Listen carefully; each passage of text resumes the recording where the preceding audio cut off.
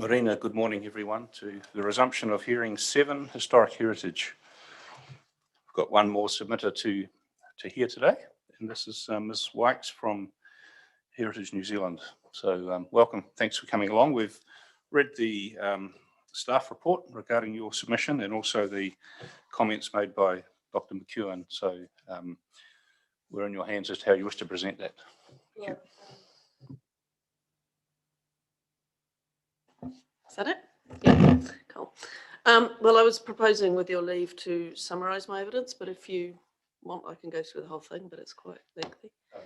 Summary would be fine. Right, okay. Do you need the initial bit about me and my experience, or can we? No, that's fine, we have that. You have all that, right. I'll just jump into it then. So, yes, I'm here representing Heritage New Zealand Pōhērotonga. I am their area manager for Canterbury West Coast, which means I'm responsible for the delivery of technical advice within that territory. So Heritage New Zealand Pōhērotonga, as you know, is an autonomous Crown entity with statutory responsibility under the Heritage New Zealand Pōhērotonga Act 2014 for the identification, protection, preservation and conservation of New Zealand's historic and cultural heritage. So we prepare and maintain the New Zealand Heritage List, the Rangi Kōrero, the list, which is primarily just for identification and recognition tool for New Zealand's significant and valued historical and cultural heritage places.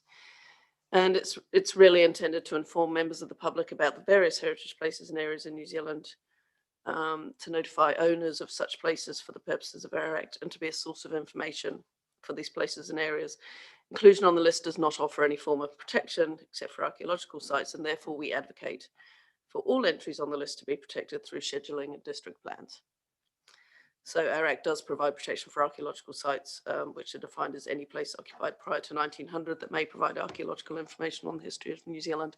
And of course, archaeological sites and heritage scheduled sites can overlap. So in terms of the statutory framework that we took into account, considering the provisions of the district plan, proposed Selwyn district plan, we looked at the Resource Management Act 1991, the Heritage New Zealand Pōhērotonga Act 2014, and of course the Canterbury Regional Policy Statement, and those were the key documents that we've relied on first. So in terms of our submission, the Historic Heritage Chapter identifies buildings, structures and items of historic heritage value to the district and seeks to protect them. I note and support 2 key changes in approach relating to increased protection afforded to items and the inclusion of provisions related to settings. There have been comprehensive assessments done by Dr. McEwen, which have resulted in the identification and protection of significantly more heritage items than are in the operative plan. And I also consider that proposed objectives, policies and rules provide an appropriate balance between enabling activities such as maintenance and repair, but also tightening the requirements around activities that might damage or destroy heritage items. Therefore, the majority of my evidence is in support of the provisions proposed by the Council. So specific matters with regards to policies, I'll just sort of skip through these. So the Adaptive Reuse Policy, HHP4, we strongly support the proactive enablement of adaptive reuse detailed in Notified Policy HHP4. So adaptive reuse has the potential to elongate the life of a heritage item, which may otherwise be an unviable option. And furthermore, it can also help to retain the identity of a place, providing a tangible link to the past and resulting in a more diverse townscape. So I support the Section 42A recommendation to retain this policy as notified. The Settings Policy HHP5, Heritage New Zealand supports the identification of scheduled settings for heritage items. It is appropriate to provide a level of protection and control to heritage settings and surrounds where they've been assessed to contribute towards the significance of a place. I strongly support the Notified Policy HHP5, which specifically considers the potential effects of subdivision and identifies the need to consider lot size and shape in order to protect the heritage item and retain its heritage values. So therefore I support the Section 42A recommendation to retain this policy as notified. Policy HHP6, managing works in a setting. This was a further submission point from us. Trustpower Limited requested the word or be inserted so that only one of the 3 sub-clauses of the policy would be required for the policy to be met. I do not believe this was the Council's intention regarding this policy, and therefore seek confirmation that all 3 sub-clauses must be read in conjunction with one another. I believe a strong policy is required to manage such works as they can potentially adversely affect heritage places. So I would request that it reads, manage new building structures, earthworks, and the relocation of a heritage item within the setting of a scheduled heritage item to ensure that the proposal will not result in significant adverse effects on the historic heritage values of the heritage item, and is undertaken in accordance with best practice conservation principles and methods, and will contribute to the long-term viability, retention, or ongoing use of the heritage item. I note that the decision requested in the Council's Section 42A report agrees with this view, and I therefore support that recommendation also. Policy HHP 10 for interiors. So always a bit of an issue. Due to some of the practicalities involved with the inclusion of heritage interiors, I note Council has decided not to address interiors in the proposed district plan at this time. Heritage New Zealand Pohare accepts this decision and supports the notified policy HHP 10, in which Council pledges to continue to investigate the identification and management of heritage interiors. Heritage New Zealand Pohare has offered assistance in relation to items included on the New Zealand Heritage List Rārangi Kōrero. So in future, we can assist the Council with this matter. Going on to specific matters in relation to rules. HHR1, maintenance and repair. Heritage New Zealand Pohare requested an additional subclause in this rule requesting the use of date stamping, which is where a material is marked with the date that it is installed, in situations where new materials being used for repairs or maintenance were not easily distinguishable from the existing. And I mean, this can literally be done by writing on the back of something with pencil or permanent marker or something like that before you install it. So it's not necessarily an onerous task. Council considered this would place an unnecessary burden on the people undertaking such work, so rejected this request. While I don't consider this as necessarily the case, I do understand the concern, and therefore I accept this decision, but I note that where Heritage New Zealand Pohare think it is necessary, date stamping can be advocated for through consultation on individual cases. So it is something we can request at some point if we consider it's really important. Heritage New Zealand was also rather confused by subclause 5A of this rule. The wording is notified read that temporary scaffolding should be permitted when it is not fixed to the heritage item, which is fine, except where this would be used in a way that would cause damage to the heritage item. And I noticed that Trustpower Limited were also confused by this matter. Now, I understand the Council's explanation that the rule provides for temporary scaffolding as a permitted activity where it is not fixed to a heritage item, which is absolutely fine and in line with best practice, but anticipate situations such as high winds or underground conditions or other matters that could result in the scaffolding becoming unstable and damaging the heritage item. I understand the intent and I accept the explanation, but I still seek rewording to make it just more clear that the intent is that damage from scaffolding not occur. Noting this would also be a requirement for the safe installation of scaffolding under health and safety legislation anyway, so there's no need to really provide for the risk of scaffolding damage as a permitted activity. I hope that makes sense. And then I have 7 specific matters relating to activity status. So generally, Heritage New Zealand Pohare agrees with the status afforded to various activities within the plan. I'm particularly supportive of the notified status for the following activities, which is HHR 3, alterations and additions, HHR 5, relocation of a heritage item within its setting, HHR 6, relocation of a heritage item outside its setting, HHR 7, partial demolition, and HHR 8, demolition. So alterations and additions have been notified as a restricted discretionary activity. They're often necessary to enable a heritage item to have an ongoing use in the future, but they can have adverse effects if not managed well. The exercise of discretion proposed is restricted to items in HHMAT 3, which I have to one side, but I assume we can kind of take as read rather than me running through them. I think these matters are comprehensive and will provide enough protection while still enabling future development, so I therefore support the recommendation to retain this as notified. HHR 5 and R6, so relocation of a heritage item within its setting and relocation of a heritage item outside its setting. So these matters are notified as restricted discretionary and a non-complying activity respectively, and I support these levels of activity status. Relocation within a setting enables the item to still have an ongoing association with its site, even if not in its original place within that site. The exercise of discretion is restricted to the items in HHMAT 5, and I consider these will enable a comprehensive assessment of any proposal. and therefore I support this as notified. Relocation of an item outside its setting is something that should be avoided if possible, as it will pretty much always adversely affect the item's integrity and authenticity. In some cases, but only as a last resort, it can be a viable option, and therefore I support the activity level being non-complying as notified. And then matters HHR 7 and HHR 8, which are partial and entire demolition. These are both identified as non-complying activities. I support that approach as they show a desire to avoid both of these activities. The impact of the demolition or partial demolition of a heritage building is quite hard to quantify, and given the RMA requires the protection of historic heritage as a matter of national importance, making these matters something to avoid is a positive outcome. The loss of more heritage buildings means we increasingly lose touch with the history and origins of our surroundings, and so therefore I support this status as notified. My next point relates to schedules. So Schedule 1 sets out the assessment criteria used in determining the heritage significance of historic heritage buildings, structures, or items, and I support these criteria and consider they form an appropriate evaluation method, and they are in line with best practice. Schedule 2 is the schedule of heritage buildings, structures, and items, and I commend the Council for the thorough assessment of each item and the provision of accessible, detailed record forms. These ensure that owners, councils, and the general public are all aware of the significance of the items and the reasons for their inclusion in the schedule, which I think is extremely important. I also support the inclusion of many newly identified items that are not in the operative plan.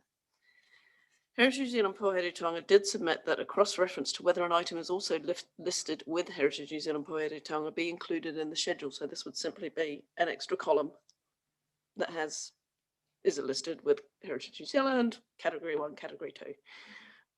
This would ensure that anyone reading the schedule will be aware of Heritage New Zealand Poheiretonga's interest in any item at a glance. Council have rejected this request, noting that the listing status is available in the heritage items record form. So I support the information being in that form, and I'm really pleased it is, but I do consider that identification in the schedule would be a really simple, user-friendly way to also to provide the information for owners or any interested parties to clearly identify the full heritage status of an item without having to open the individual heritage item record form.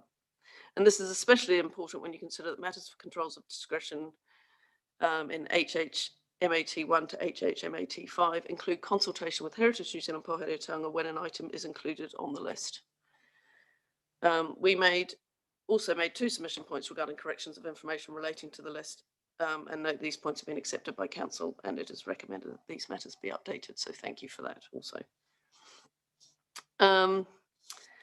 And then my last points really matters outside the heritage chapter. So we support, Heritage New Zealand Poheiretonga also supports the subdivision of a site containing a heritage item as a restricted discretionary activity.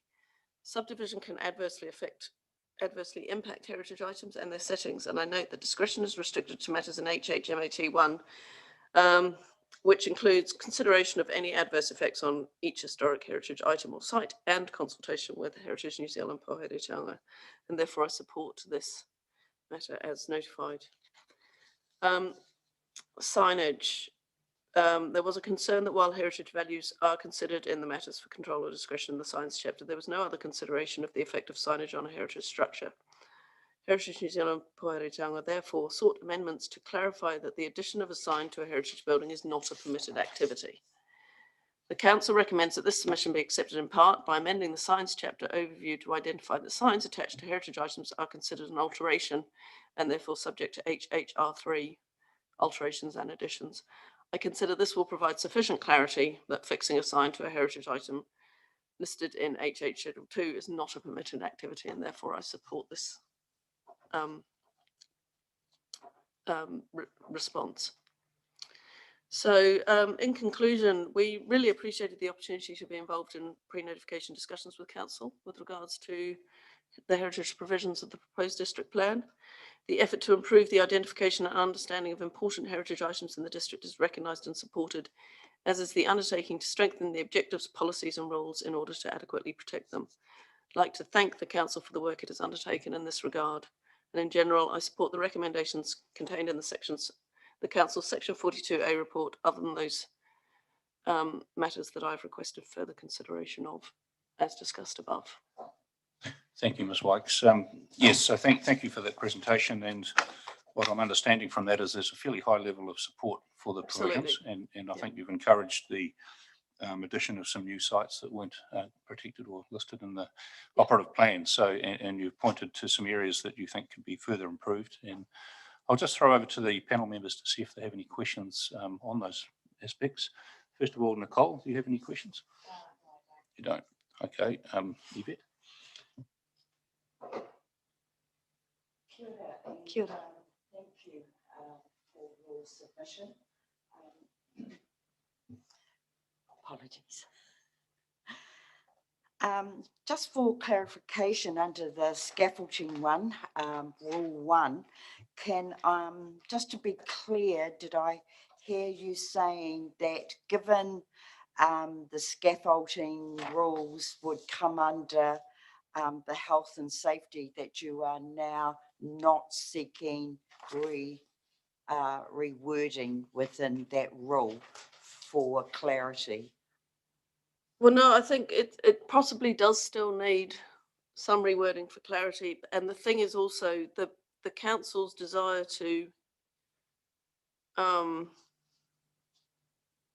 sort of protect against for damage, inadvertent damage by scaffolding to be a permitted activity. We just don't think that's necessary, because the requirements around health and safety legislation for the installation of scaffolding and things like that will protect around the installation of scaffolding to a high level anyway. So the only time it's ever going to cause damage is going to be something that's really unusual and out of the ordinary, like earthquakes or something like that. And therefore, no one is going to be, it's never going to come into question as something that would be an issue. Like, nobody is going to try and prosecute somebody for scaffolding damaging a building in the event of something like an earthquake. It just isn't going to happen. So I just think that the rule, it could be simplified, because at the moment, the way we read it, it almost sounded like you could only fix it if it did cause damage. It's literally just the wording. The intent is fine, and the fact that it's permitted if it's not attached to the building, and it's permitted if it does not damage the building. I mean, you could almost write that. This is permitted if it does not attach to the building and or does not damage the building in any way through its fixings. Something along those lines. I'm sure there are examples around existing plans of wording. I just think it overcomplicated it, and just led to some confusion. The fact that somebody else also queried it meant that it wasn't just like my reading of it or my colleagues' reading of it. Other people also were confused by the wording. So I think, given the rules around the installation of scaffolding and the high levels of health and safety requirements anyway, the likelihood of, I mean, I just don't see that inadvertent damage by an event is something that needs to be stated as a permitted activity, because, does that make sense? Yeah. Could we ask for a suggestion that you come back with some suggested wording? With just a bit of wording. Yeah, that's fine. Be able to. Is that all right? That's fine. That was a matter that we were going to ask the officers to consider. But if you are able to provide some wording for them to respond to, I'm sure we can find. Yep. How do I? Oh, okay. Just send it into. I suppose it would be Justine, would it? Yeah, Justine Ashley. Send it to Justine. Yeah. To the hearings email. Okay, yeah, that's fine. Yes, so that'll go to Emma. One thing we'll be interested in is the rule would need to be precise and not subjective. So talk about may cause damage is not acceptable. No, there's and I mean, off the top of my head, I can't think of the exact wording, but I'm sure there is wording that has been used elsewhere that would be adequate. If you're able to find some wording that we can the officers can respond to, that would be useful. Thank you. Karen, just one more. I'd just like to find out more about the cross-listing in 10.4. You're mentioning that it would give more clarity to landowners. Yeah. If landowners were able to look across both listings, how much importance does Heritage New Zealand place on cross-referencing? Well, I think for us, I just think, well, it's something that we would generally advocate anyway. It is in most schedules. If you look around the country, the newer ones and the older ones tend to do it. And it's simply because not everybody is going to go in and look at their information record form necessarily straight off. They're going to look at the schedule and they're going to go, is my building scheduled? The thing is, there are rules and matters of consideration that say, if it is listed with Heritage New Zealand, you need to talk to them also. So it's really just add an extra column that says whether it's listed with us or not. Whether you put in as much detail as category 1, category 2 is probably neither here nor there. Even a yes, no would be good, because then they can just look at the thing and they can go, oh yeah, I'm scheduled in the plan. Oh, and it's listed with Heritage New Zealand as well. So therefore I might need to talk to them. It's just a kind of making it as easy as possible for anybody who's just doing a quick look to see the status of their building or the place. So in terms of the value, does it add any value into or benefit that cross-referencing to that building by having both their building listed in both listings? Is there any benefit? Do you mean, is there any benefit with us listing it as well as it being scheduled? Or Or is there benefit for them being able to see that for in the the schedule? landowner? For the landowner being able to see it, or for having both? Well, not actually seeing it. Yes, I hear that of what you said.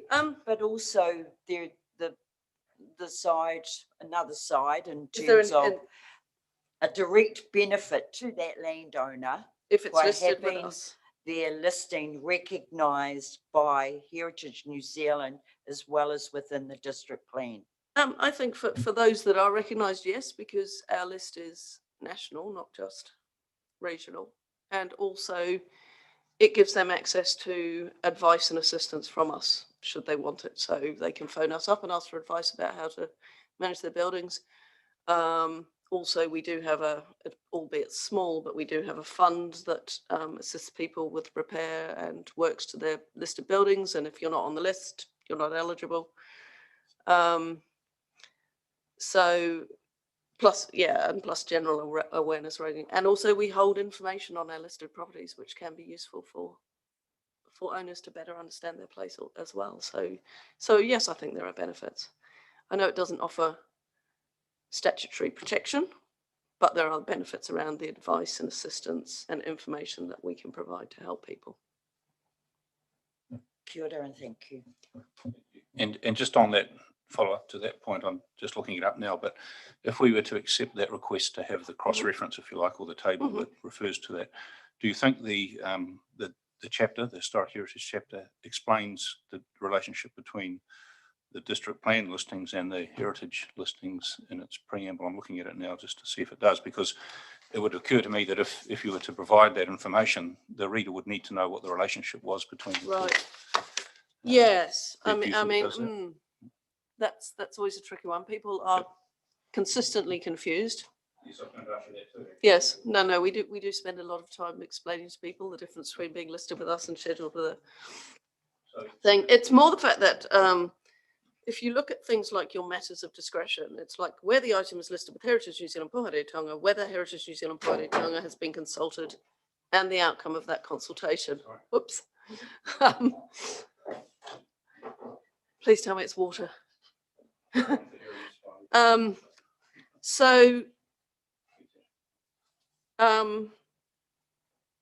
Patently, the council recognises the value of things being listed with us, and also the value of people talking to us about whether or not what we think about what they're proposing to do. Right. And we do, we feed into councils either with advice on, when a resource consent comes through, we'll get consulted if it's something that's listed with us. By councils, we'll feed in. Quite often we'll have already talked to the owners if they know they're listed with us, and so we'll have already provided advice, which makes life much easier for everybody, because hopefully everything's proceeding as anticipated. And there is also where we are considered affected parties by councils, and we actually can provide affected party approval, which will mean that it's just a kind of straight through, We don't always provide it, but quite often we will, and then there's no conditions and it can just be taken as read that we support whatever is going on. Thank you. And just looking at the plan now, you just alerted us to the fact that there is an assessment, quite some assessment matters that refer Yes. back to the Yes. heritage listings, but it Yes. appears that the overview, unless I'm mistaken, does not describe that.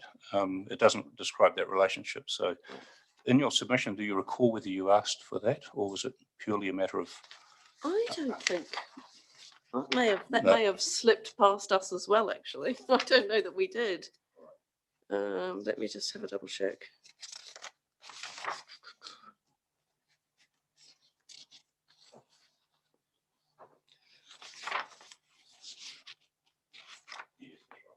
Yeah. We can ask the staff to comment on that too, but we understand your request, Yeah. Which is fairly straightforward. And I guess what we're exploring is how that might tie back to the overview, and the officer's response will be interesting too in terms of how far they want to go beyond the district plan considerations. But hey, thank you. That has answered my questions, and I'll now hand over to Commissioner Willis if he has any questions. Thank you for your evidence. Appreciate that. Thanks for coming in today. I do have a couple of questions. One of them, I was going to ask a question about that listing, and I think we've covered that. So thank you. So your paragraph 7.8 and 7.9, and it's in relation to policy P6, and that's works within a setting. Yep. And it's and I appreciate you've got quite a bit of experience in heritage matters, looking at your statement of experience. And so it's a question, and it came up in evidence from another submitter, well, they're experts on Tuesday, and they were arguing that policy 6 set a high bar basically in order to ensure or manage new buildings and things within a heritage setting to ensure the proposal contributes to long-term viability, retention, and ongoing use. And they said that was a high bar, and I'm just interested, do you have a view? Is that a high bar? And can you think of any examples of what a low bar might look like that contributes to a long-term low bar viability? would be if you put in the or. That would be a very low bar. Assuming it was all ands. The thing is, if it's all ands, I mean, well, I'm coming from a heritage viewpoint, so of course it's. I don't think it's unreasonable if people want to put new buildings or structures or earthworks or whatever within the setting of a heritage building. So the setting has been identified as important and as contributing to the significance of whatever the item is. Otherwise, it wouldn't be identified, yeah? Yep. So I don't see that it's unreasonable, in essence, to request that it doesn't result in significant adverse effects on the heritage item. Plus is done with best practice conservation principles and methods, because again, that should really be a given with any work on a heritage site. It's not an unreasonable request. It's not a high bar. It's just really, this is how you should do it. And will contribute to the long-term viability, retention, or ongoing use of the heritage item. Otherwise, what is the point of doing it? Sure. So I don't think it's an overly high bar. I think it's just saying, look, if you're going to do this, that's fine. We just want to ensure that it's going to achieve these things for the site, because you're proposing something that could have potentially quite a large effect on this site. Yeah. So I'm just interested in whether you have any examples you could provide about what might contribute to long-term viability, retention, or ongoing use. Because I know that adaptive reuse of heritage buildings is really important in order to maintain and preserve their use in terms of the longevity. So how does that work in relation to a setting? So it would depend on the site, but you might have I don't know, maybe you have a site with, I don't know, maybe it was a house that's being converted to a commercial use of some sort. I don't know, say Airbnb for want of a better, or B&B or something like that. And then they decide that in order to actually really make this viable and not go out of business, and for it to really work, they need to put an extra development of a reasonable scale and size and design in the back garden in order to make sure that this is going to work to the best way it can, and their business is not going to go under, and it's all going to, and it's going to be viable. That's the sort of case, perhaps. So it's a development which contributes to the ongoing viability of the main heritage item. Yeah. Okay. Yep. That's the way I would see it. Plus, there is also and I mean, it even applies in a domestic situation where, for example, it might actually be reasonable and practical to have, I don't know, a new garage. Yeah. But you might need to think about where you site it, what it looks like, how big it is, and its relationship to the existing dwelling. So have you come across ones involving signage on the site to business? Yep, I guess that's a point. I'm trying to remember whether there's a rule in here about signage and settings or not. Well, irrespective of that, Yeah, but I mean, but yes, the examples of signage within a setting that Yeah. actually that contributes to the activity on the site. Yeah. Or, yeah. It can do, but again, you would request that the signage be of an appropriate scale and design. I know that's a great word, appropriate, but you'd want them to consider. You don't necessarily want sort of a massive 6-foot Yep. fluoro flashing sign out the front of a. No, understood. So yeah, those things also make a difference for sure. Oh. But again, the person probably does need to advertise their business that is on that site, so it's finding the balance in my experience. Yeah, thank you. What is So your- I think one final question. So paragraph 10.2.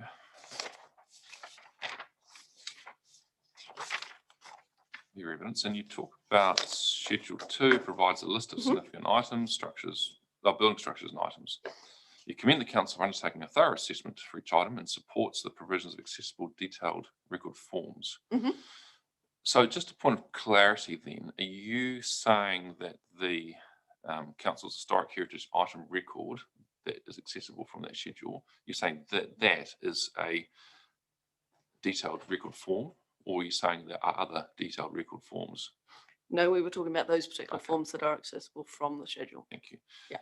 So we had some evidence presented to us on Tuesday on behalf of a submitter which questioned the level of detail in those forms. Yeah. And specifically around the level of detail on the physical attributes and components of a building. And their argument was that it was very difficult to assess a proposal which potentially altered the heritage fabric, I guess, against the level of detail that was in that historic record form. And looking at that form, the information that's provided and the level of detail, there's a lot of consistency in this plan and with other plans I've viewed around the level of detail.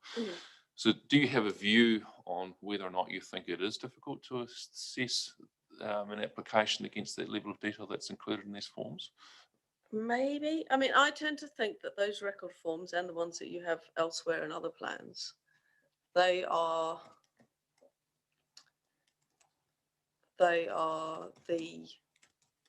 is enough information in them that you can understand why a place is significant and why it is on the schedule. And in my view, that is what they are for. They are to support the inclusion of the item in the schedule and to state why it has value and why it's in the schedule and what the significant elements of it are. They are not necessarily there to provide a detailed inventory of all the fabric inside and out. I don't think that's a reasonable thing to put into this sort of to attach to a schedule. So if somebody then wants to go and do something to their heritage item, the record form is their starting point. It tells them what is significant about the item, why it is scheduled. And from there, you go and you actually look at the item itself, you look at the fabric that it's got, and you make your judgments from that point. Bearing in mind from the record form, this is why it's important. Sure. That's my view of how they should work and do work in other plans. And therefore, my view is that they're not a place for a detailed inventory of every single piece of heritage fabric, because do you really want to itemize every weatherboard, every window frame, every pane of glass? I don't think these are the place to do that, because these are the things that support their significance and why they're included. And they provide a good level of detail. They are detailed enough for that purpose. No, I think that's very helpful. Thank you for that. Appreciate it. No further questions. Oh, sorry, you go. No, you go. Thank you for that explanation.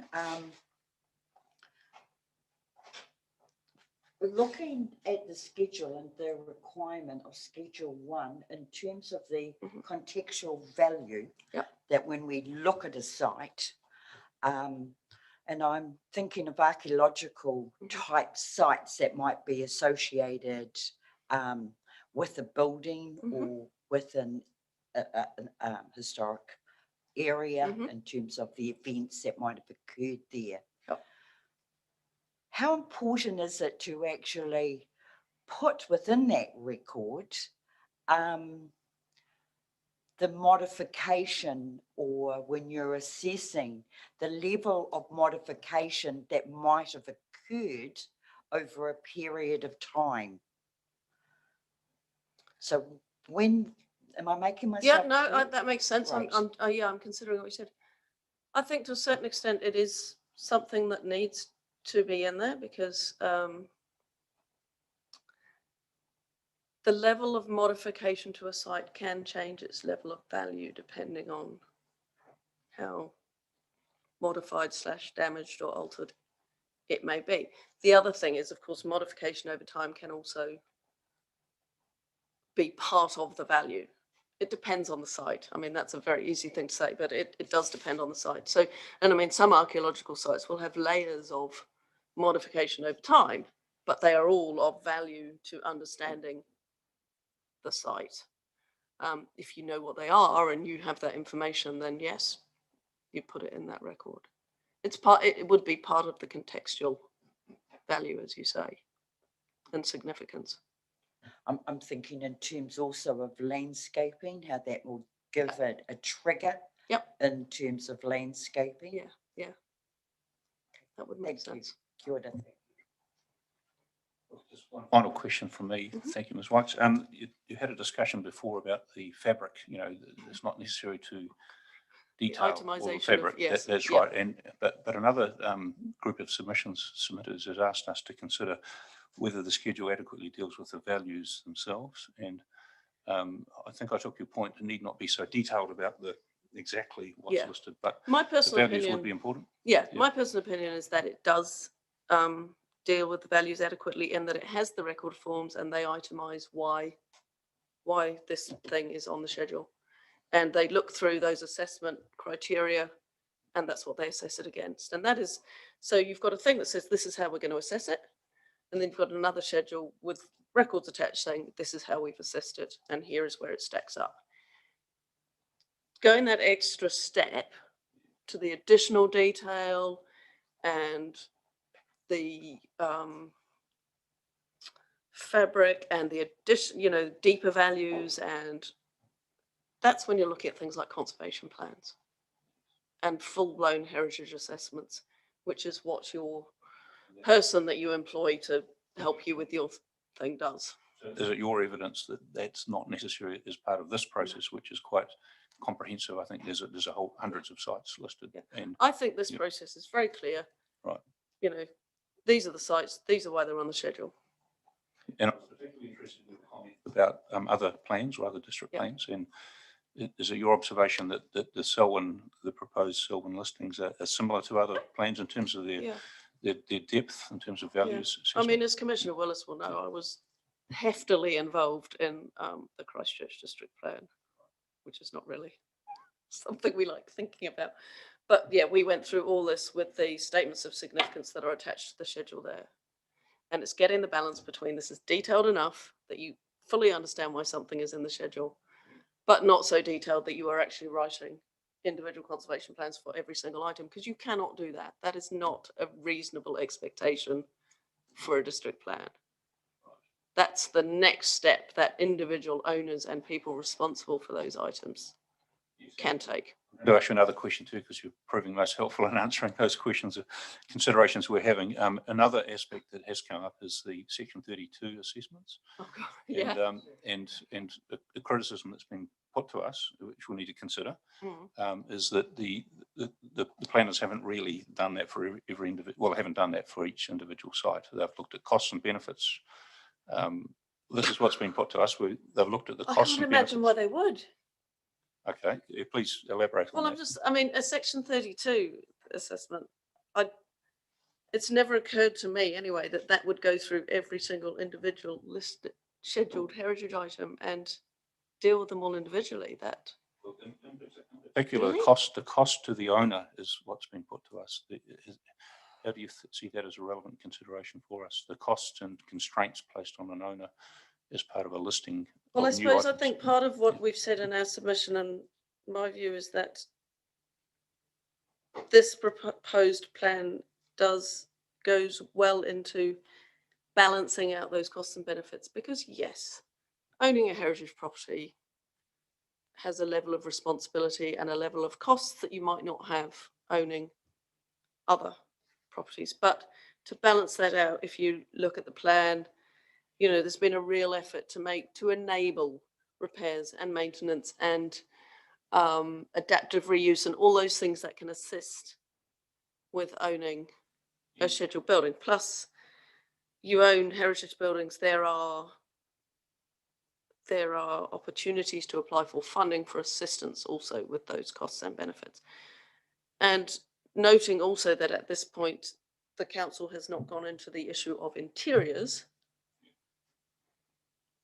The owners kind of have a free-for-all in there, so you are not restricted in that respect. And I think you own something that is of value to the wider community. And with that comes responsibility. Thank you for that. And just to recap that, I think what you're saying to us is that it's not necessary, in your view, to do a 32 assessment for every individual site. It's more the way the provisions deal with the issues in terms That's of how I see it, balancing yes. costs and benefits Absolutely. on an overall approach. That's how you see it. Okay. And that's what the plan is trying to do. Yes. No, that's helpful for us. Thank you very much. All right. One further question. Again, thank you. That's very helpful. So just following on from that, then, so if someone said to you that you hadn't considered if you were working through a listing process and you indicated that you had done that for Christchurch City Council's district plan, if a landowner said to you, you can't list my building because you haven't considered in detail the costs associated with repair and maintenance, etc., for my particular site, do you think that's a relevant consideration for identifying a listing? I mean, we have historical and social significance, cultural, spiritual, architectural, aesthetic, and you're familiar with those. Should cost be one of those criteria?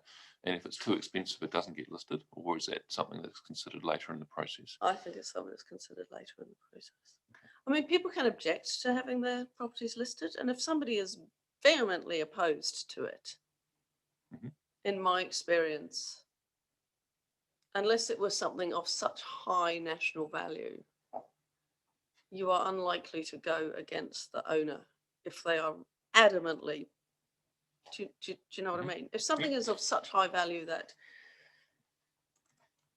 if it is of national value and you consider it as of value to the entire country, then potentially you override them and you say, actually, I'm sorry, but what you own is so important. And you also point out that we will do everything we can to assist you with managing that. And there is the balance. If it is, I don't know, the 50th workers' cottage in a row, and the person in that particular instance is just never going to, because the thing is, if you don't have a willing owner, you are fighting a battle the whole time anyway. And there is nothing in this country that requires an owner of a heritage property to maintain it in a reasonable state. So demolition by neglect is a massive issue, because if somebody doesn't want to look after it, they don't have to. We have had that problem with submissions. Yeah. And unfortunately, at present, there is nothing you can do except offer advice, offer assistance, proactively try and help people with it. And I think the other thing is that mostly owning a heritage building is not, or certainly those of us that work in heritage do our absolute best to make that not a burden, I think. But I personally, when you are scheduling something or listing it, you are looking at its significance in terms of its heritage, not how much it's going to cost to maintain it.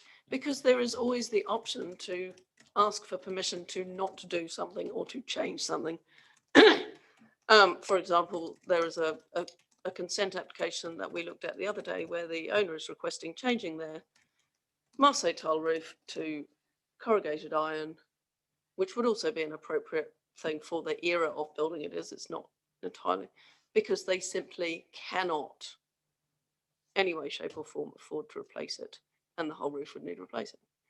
And I'm fairly sure that that will get consent. So, Yeah, at that you know, point, okay. That's very useful. Thank you. Thank you.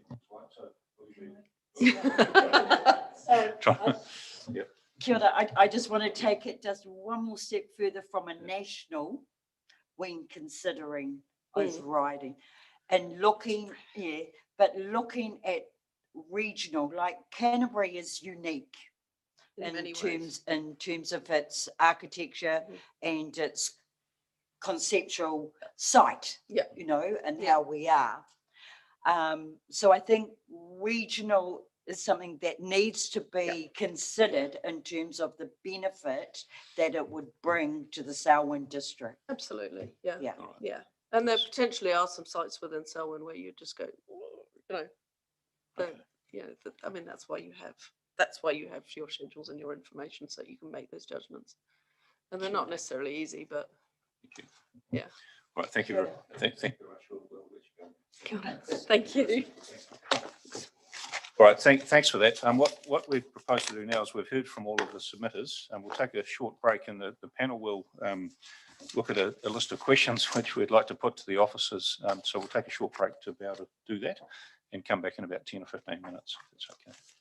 So we'll come back at 10 o'clock, is it? Yeah, thank you.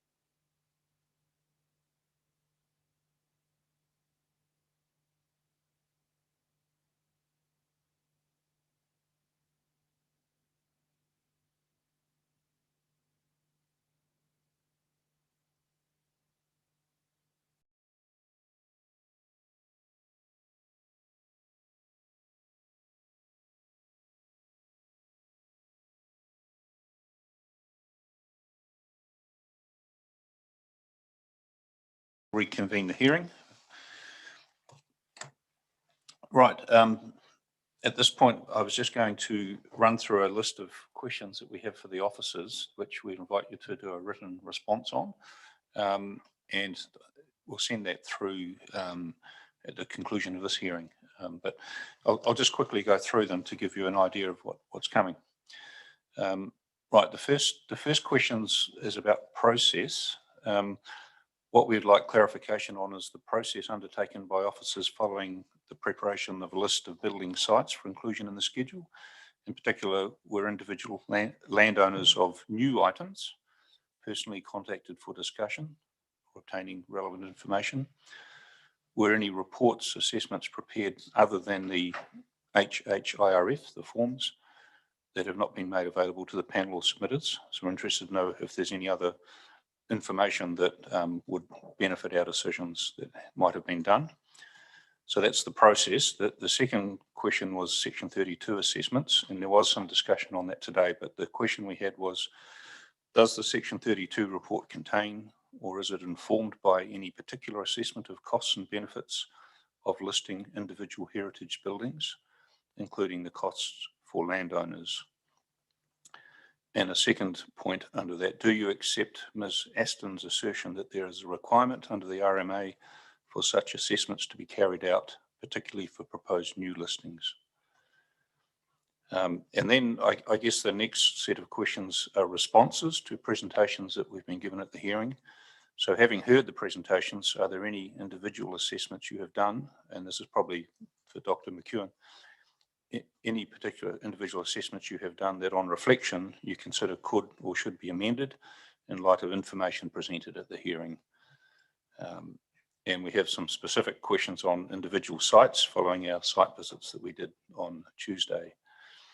First of all, for the Rolleston Inn, please respond to Ms. Aston's and Ms. McPherson's assertions that the values of the building have not been properly assessed, in particular various elements, parts that comprise the total building or setting. And for Ivy Hall at Lincoln University, actually I had a question that may be able to be answered now. I think it's a fairly straightforward one. I note that the HHIRF record shows that the record was amended on July 2021. I think Dr. McEwen might have done that to update that record. And I just wanted confirmation that the postmodern additions were included at the time of notification of the plan and were not added in July 2021.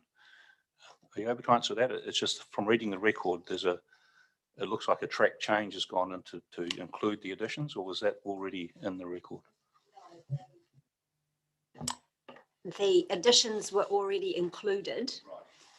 After we made a site visit in July, I amended the record form to more explicitly identify, provide more information about those later 1980s, early 1990s changes. And I also changed the extent of the setting based on that site visit, but they were included already. So there's no doubt about that. Okay, that's fine.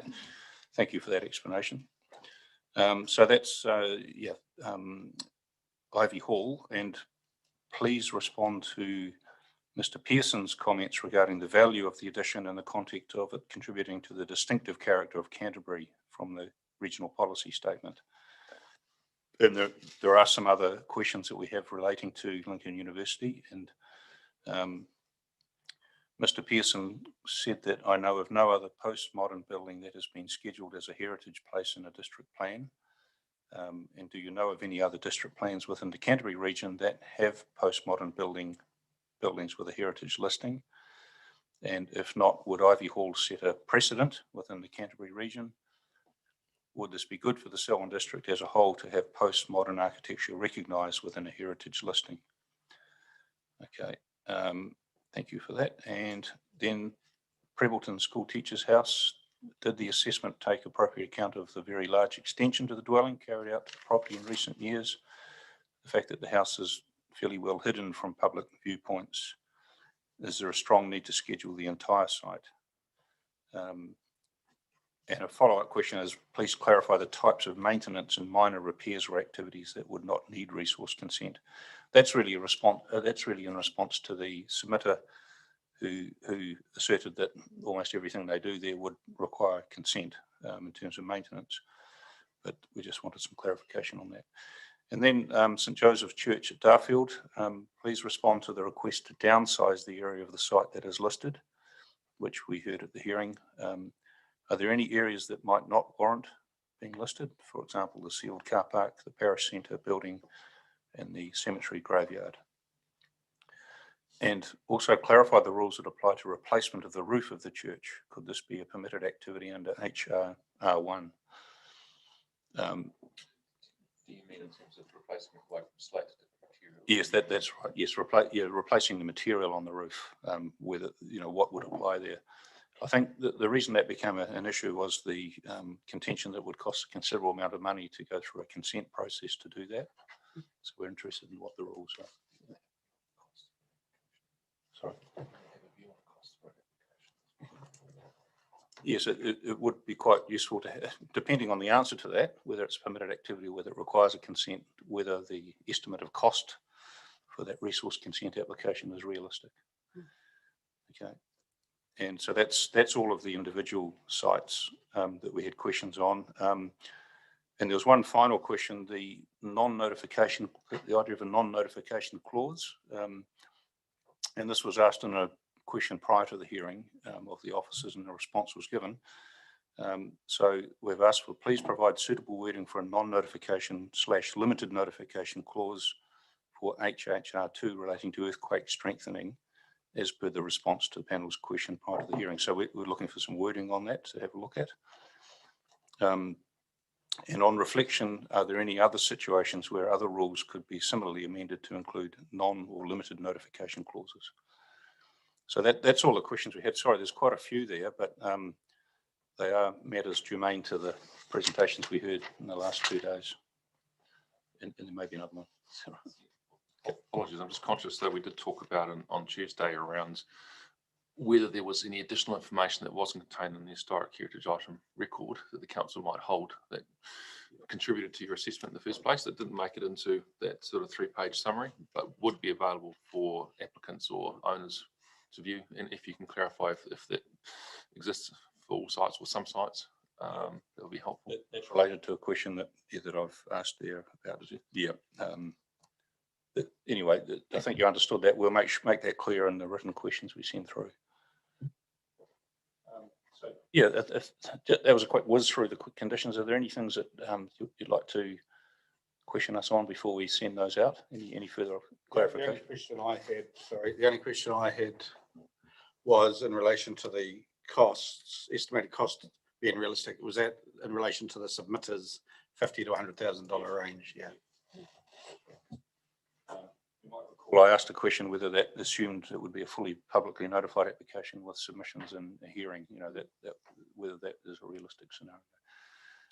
Thank you, and I would just like to thank the officers for the good work you've done, and that will certainly help us in our deliberations. The site visits were very useful too, and these questions we've now got have really been spawned from the site visits and listening to the presentations, but they're in no way a reflection of any lack of information we've been given up to date. So thank you for that.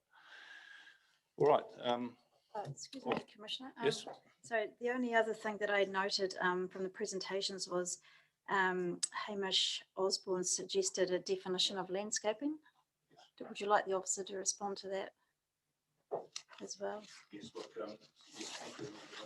Remind me of another question, but yes, yes, by all means. Are you able to respond to it now, or would you like us to put that in? I've got some preliminary thoughts in that rather than the definition being embodied in the rule, that it would stand alone in the definition section. Alternatively, that I'm still not sure that clarification is always good, but I'm not sure that we need to drill down that much. We could make gardening and cultivation a permitted activity in a heritage setting, which would simplify those low impact soft landscaping type activities. And I still think that land disturbance provides for any new paving, those sorts of things. And particularly in relation to Lincoln University, it's already, they already have existing paving there, which is not the same, and you would have seen it, that it's not the same contour as the surrounding land. So that would be, permanent activity in any case. So that would be preliminary thoughts. I'm happy to put that down on paper though. Yes, that's right.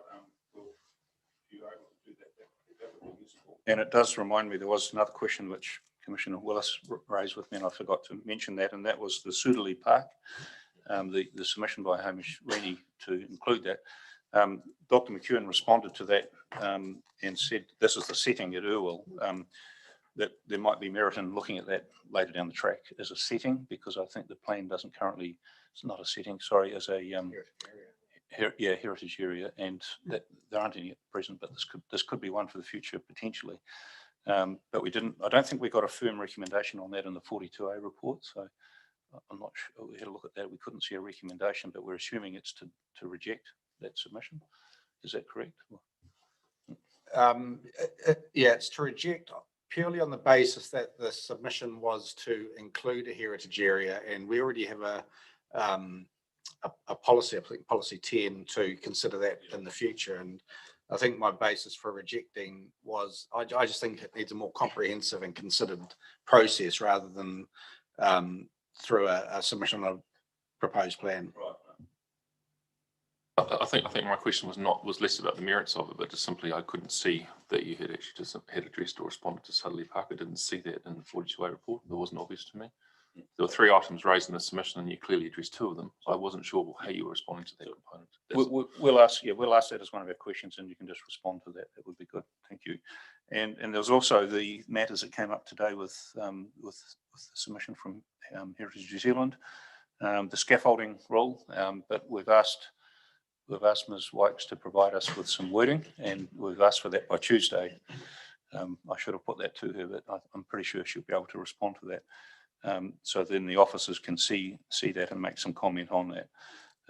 And also the other matter that I raised was the cross-reference to Heritage New Zealand listings in a column doesn't appear to be supported by the overview statement, which doesn't really describe the distinction between the 2 roles. And so I know the officer's recommendation is to reject that, but maybe just a further response in relation to how it sits within the structure of that chapter, whether it would be supportable or not, would be useful to have. Yeah. Okay. So we'll write that one up and send those through later today. Now I understand that the officers will be under some pressure to respond to that in time. Is that right, Mr. McTeer? Will you be able to respond to that before you leave, do you think? That list of questions? You will. Okay. Appreciate that. And so, some of them will certainly relate to Dr. McEwen. Okay. All right. We'll have those sent through to you today. Okay. All right. No other matters to arise. We'll I won't say close the hearing. We'll adjourn the hearing for now and send those questions out. So thank you very much for participating. Thanks to the panel.